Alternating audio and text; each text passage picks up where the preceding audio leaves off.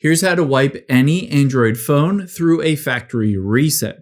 Now on your Android phone, let's first just swipe up and get into your settings.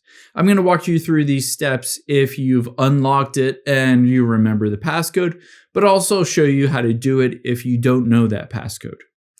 And now on here in the settings, we're going to scroll down, and the first thing you can do is scroll down until you get to General Management and tap on that.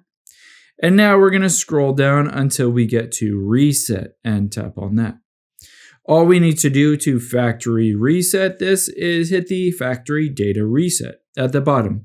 Now keep in mind, I would highly recommend backing up your phone before you do this because of course you'll lose all of that data if you haven't.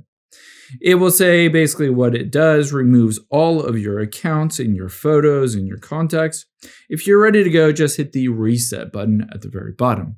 However, again, this is if you know and have unlocked your phone. Let's say instead of that, I haven't unlocked my phone and I don't know the passcode for it or I don't remember it. Now, what I need to do from here is to go into safe or recovery mode. To do that, we need to turn your phone off and then boot it up into recovery mode. So to turn it off, we're going to press and hold the volume down and power button at the same time until we see the phone screen go completely black. So continue to hold even though you see power off here.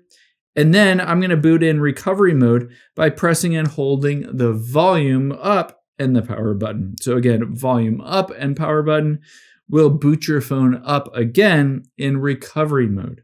You can see Samsung Galaxy here. Now I can take my fingers off and there is Android recovery. All I need to do is use the volume down button until I get to wipe data and factory reset on this Android phone, the Samsung phone.